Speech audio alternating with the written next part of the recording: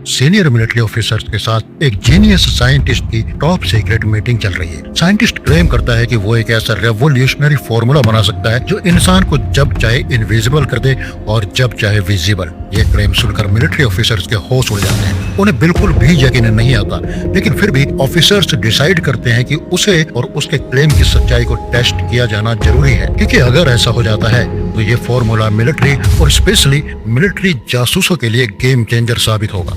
वो साइंटिस्ट को ये फॉर्मूला बनाने के लिए कहते हैं और इस काम के लिए उसे भारी भरकम फंड भी अप्रूव कर देते हैं, लेकिन साथ ही साथ वार्निंग भी देते हैं कि ध्यान रखना, अगर तुम्हारा क्लेम गलत निकला या तुमने एग्जैक्ट टाइम फ्रेम में ये काम नहीं किया तो तुम पेंटागन को चीट करने के इल्जाम में बहुत सीरियस मुसीबत में फंस सकते हो। साइंटिस्ट फुल कॉन्फिडेंस के साथ डील को डन कर देता है। इस वैज्ञानिक का नाम है सेबेस्टियन। डील डन होने के बाद वो अपना काम शुरू कर देता है। अब यहाँ हमें पता चलता है कि सेबेस्टियन ने इंसान को गायब करने वाला फॉर्मूला तो पहले से ही बनाया हुआ है, जबकि उसने पेंटागन ऑफिसर से ये बात छुपा ली थी। अब उसे सिर्फ रिवर्सल यानी इंसान को वापस विजिबल करने वाला फॉर्मूला डेवलप करना था। उसे लग रहा था कि ये काम आसानी से हो जाएगा, लेकिन अब उसे अपने फॉर्मूले को डेवलप करते हुए 3 महीने बीत चुके हैं, लेकिन वो इंसान को वापस विजुअल करने का फॉर्मूला नहीं बना पा रहा है। उसका हर सिमुलेशन लगातार फेल हो रहा है। उधर मिलिट्री का प्रेशर बढ़ता जा रहा है और उन्हें अब रिपोर्ट नहीं बल्कि फाइनल रिजल्ट चाहिए। तभी अचानक एक दिन उसे वो स्टेबल कंपाउंड भी मिल ही गया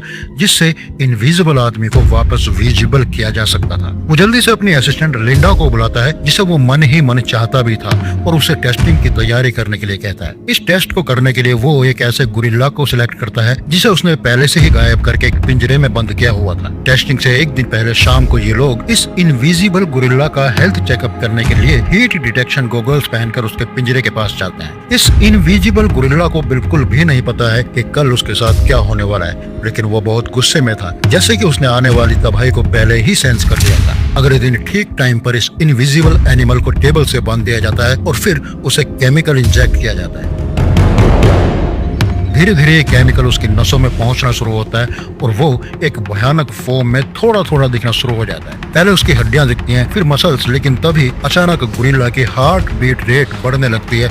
वो चिल्लाने लगता है और दर्द की वजह से ब्लैक आउट हो जाता है। गुरिल्ला की ये बेहोशी उसकी जान को खतरा था और साथ ही साथ इनके लिए भी खतरा था, क्योंकि अगर वो मर गया तो इनका एक्सपेरिमेंट फेल हो जाएगा और मिलिट्री इन सब की जिंदगी को नर्क बना देगी। इसलिए इन्हें किसी भी हालत में गुरिल्ला को बचाना ही होगा। लिंडा फुर्ती से डिफाइब्रिलेटर से शॉक देती है और उनकी किस्मत अच्छी थी कि जल्दी ही गुरिल्ला की हार्ट रेट स्टेबल हो जाती है और वो पूरी तरह से विजिबल हो जाता है। ये बहुत बड़ी कामयाबी थी, क्योंकि इस कामयाबी के साथ ही उन्हें बहुत सारा पैसा और पब्लिसिटी मिलने की उम्मीद थी और साइंटिस्ट को नोबेल प्राइज भी मिल सकता था। सभी बहुत खुश थे। नेक्स्ट मॉर्निंग सेबेस्टियन पेंटागन के अधिकारियों को रिपोर्ट देता है, लेकिन साथ ही साथ वो ये भी बताता है कि अभी ये कंपाउंड स्टेबल नहीं है, इसलिए फिलहाल इसकी प्रोडक्शन शुरू नहीं की जा सकती। पेंटागन ऑफिसर्स उसकी बात मान लेते हैं और उसे काम जल्दी खत्म करने की वार्निंग देकर चले जाते हैं। मीटिंग के बाद टीम मेंबर्स उससे पूछते हैं कि तुमने झूठ क्यों बोला कि प्रोडक्शन नहीं की जा सकती। वो कहता है कि पहले मैं इसे इंसानों पर टेस्ट करना चाहता हूँ। मैथ्यू कहता है कि ये बहुत रिस्की है, लेकिन सेबेस्टियन कहता है कि पूरा रिस्क मैं खुद उठाऊंगा, यानी सबसे पहले इसे मैं खुद अपने ऊपर टेस्ट करूंगा। ये बहुत खतरनाक डिसीजन था, क्योंकि एक्सपेरिमेंट के दौरान अगर सेबेस्टियन के साथ कुछ गलत हो जाता है तो सारा एक्सपेरिमेंट फेल हो जाएगा, लेकिन उसकी जिद के आगे कोई कुछ नहीं कर पाता। अगली सुबह एक्सपेरिमेंट शुरू होता है। जिस टेबल पर गुरिल्ला को बांधा गया था, अब उसी टेबल पर सेबेस्टियन को बांधा जाता है। फर्स्ट फेज में पहले उसे इनविजिबल होने का इंजेक्शन लगाया जाना है। इंजेक्शन लगने के बाद वो भयानक दर्द से चिल्ला उठता है और फिर धीरे धीरे पहले उसकी स्किन गायब होती है, फिर मांस और हड्डियां, और फिर वो पूरा ट्रांसपेरेंट हो जाता है। लेकिन लास्ट मोमेंट पर वो दर्द की वजह से बेहोश हो जाता है। कई घंटों बाद जब उसे होश आता है तो वो तुरंत लाइट्स को बंद करने के लिए कहता है। दरअसल अब वो लाइट्स के प्रति सेंसिटिव हो गया था, क्योंकि उसकी आई लिड्स इनविजिबल हो गई थी। उसके कहने पर तुरंत लाइट्स बंद कर दी जाती हैं। अब लिंडा और मैथ्यू उसे एक दूसरे कमरे में लेकर जाते हैं, जहां चारों तरफ हीट डिटेक्शन कैमरास लगे हुए थे। अगले 3 दिनों तक यहीं पर उसकी हर एक्टिविटीज को ऑब्जर्व किया जाना था। ऑब्जर्वेशन कंट्रोल रूम की इंचार्ज सारा नाम की एक लड़की है। बोरियत की वजह से सारा को नींद आ जाती है और वो अपनी कुर्सी पर ही सो जाती है, और इसी वक्त वो इनविजिबल साइंटिस्ट चुपके से ऑब्जर्वेशन रूम में घुस जाता है। अचानक सारा को लगता है कि किसी ने उसे टच किया है।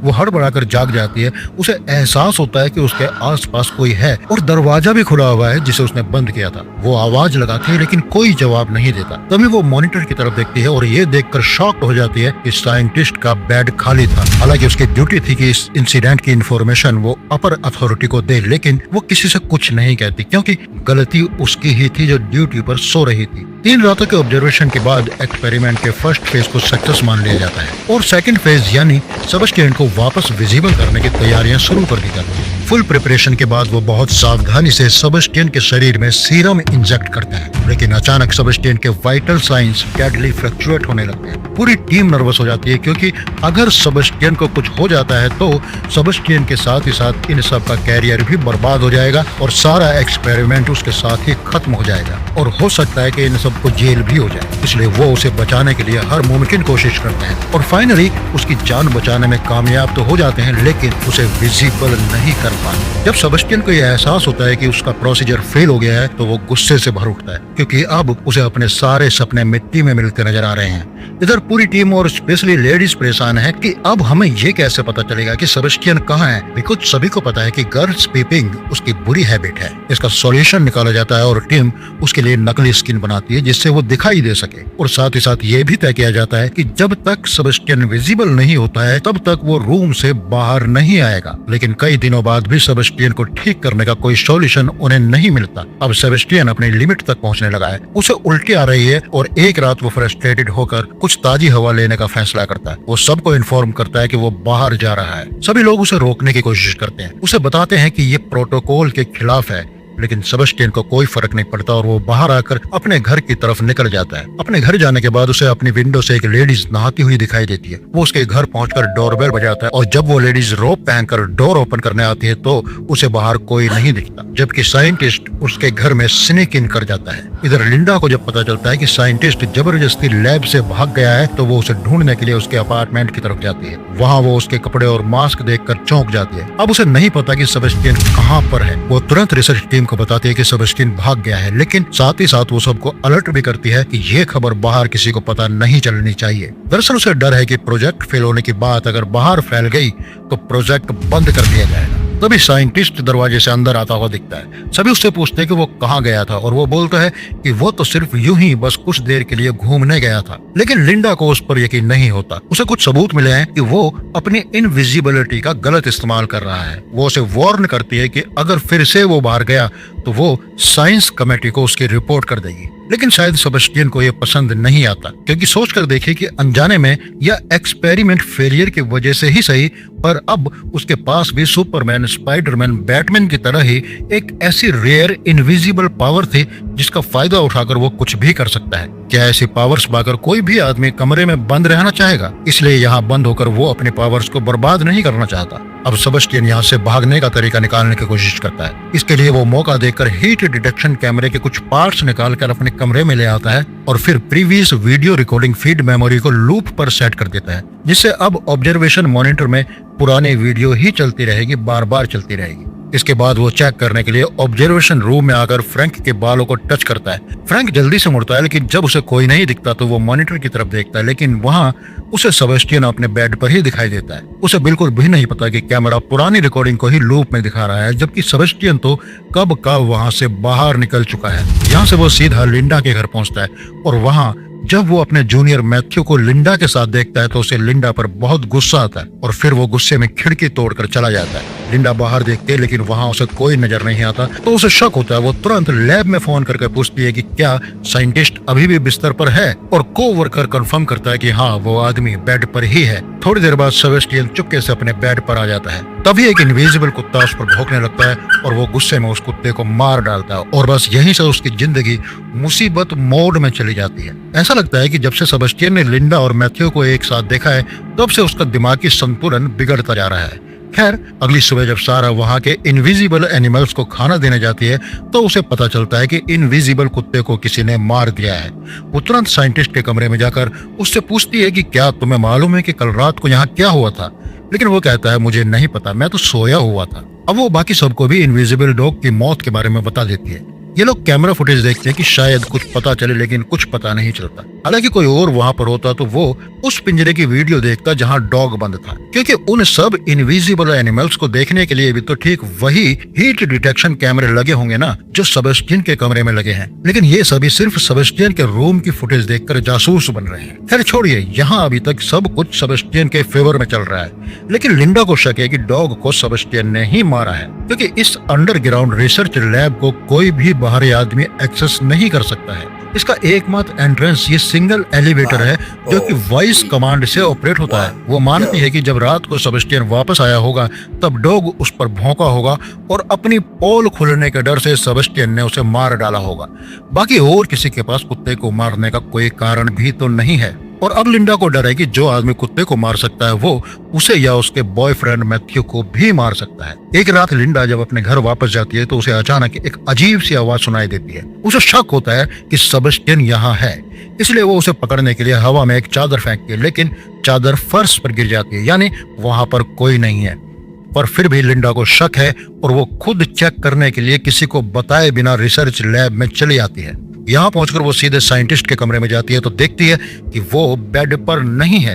फिर वो कैमरा चेक करती है तो पूरा खेल ही ओपन हो जाता है। वो तुरंत पूरी टीम को लैब में इकट्ठा होने के लिए कहती है और बताती है कि साइंटिस्ट ने कैमरे को टेम्पर्ड किया है, लेकिन सेबेस्टियन अब इनके हाथ आने वाला नहीं है। अब मजबूरी और डर की वजह से लिंडा और मैथ्यू मिलिट्री की साइंस कमेटी को इन्फॉर्म करने के लिए जाते हैं, लेकिन उनमें से किसी को भी एहसास नहीं है कि इनविजिबल मैन भी इनका पीछा करते हुए यहाँ आ चुका है। इन दोनों के बाद जब वो ऑफिसर पेंटागन की मिलिट्री अथॉरिटी को कॉल करने की कोशिश कर रहा होता है तभी अचानक लाइन कट जाती है। वो आदमी बाहर आके चेक करता है लेकिन उसे कुछ नहीं दिखता, और जब वो वापस अंदर जाने वाला था तभी इनविजिबल मैन उसे पुल के अंदर धक्का मार देता है और उस आदमी को पानी के नीचे तब तक पकड़े रहता है जब तक कि वो मर नहीं जाता, और फिर सारे सबूत मिटा देता है क्योंकि वो जानता है कि पेंटागन के ऑफिसर को मारकर उसने बहुत बड़ा खतरा मोल ले लिया है। अगली सुबह लिंडा जब लैब पहुंचती है तो कंफ्यूज है कि ऑफिसर ने उसे अभी तक कांटेक्ट क्यों नहीं किया। वो उसके घर फोन करके पूछती है तो दूसरी तरफ से कोई उसे बताता है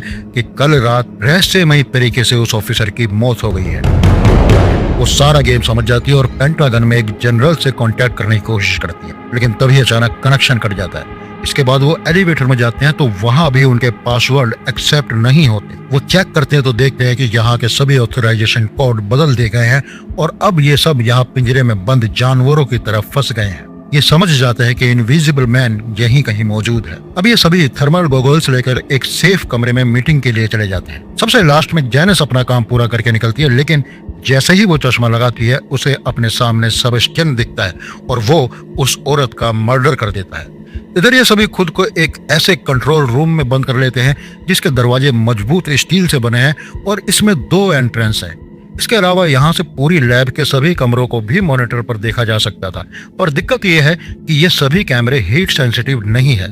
इनसे सिर्फ नॉर्मल इंसानों को देखा जा सकता था, लेकिन इनविजिबल मैन को नहीं देखा जा सकता था। तभी उन्हें इंटरकॉम पर एक आवाज सुनाई देती है। इनविजिबल मैन कहता है कि वो उन्हें इस जगह से जिंदा नहीं जाने देगा। तभी उन्हें पता चलता है कि उनका एक साथी गायब है और वो उसे ढूंढने के लिए वापस दौड़ पड़ते हैं। थर्मल गॉगल्स का इस्तेमाल करते हुए लिंडा को एक लॉकर में हीट सिग्नेचर दिखता है। उसे लगता है कि ये सेबेस्टियन हो सकता है, लेकिन जैसे ही वो उसे खोलते हैं उनके साथी की लाश बाहर आकर गिर जाती है। अब ये लैब में मोशन डिटेक्टर एक्टिवेट करके सेबेस्टियन की लोकेशन पता लगा लेते हैं और मैथ्यू अपने दोस्त कार्टर के साथ उसे पकड़ने के लिए जाता है, लेकिन सेबेस्टियन कार्टर को इंजर्ड कर देता है। तभी मैथ्यू सेबेस्टियन पर फायरिंग करता है, लेकिन उसे कुछ भी नहीं होता, पर वहां पर उसकी शैडो नजर आने लगती है। इधर कार्टर का बहुत ज्यादा खून बह चुका था और उसे तुरंत ब्लड की जरूरत थी, इसलिए सारा तुरंत ब्लड लेने जाती है और उसे अकेले देखकर सेबेस्टियन भी वहां पहुंच जाता है और उस लड़की को भी मार डालता है। और इधर टाइम पर ट्रीटमेंट और ब्लड ना मिलने की वजह से कार्टर की भी मौत हो जाती है। लेकिन इनविजिबल सेबेस्टियन यही नहीं रुकता,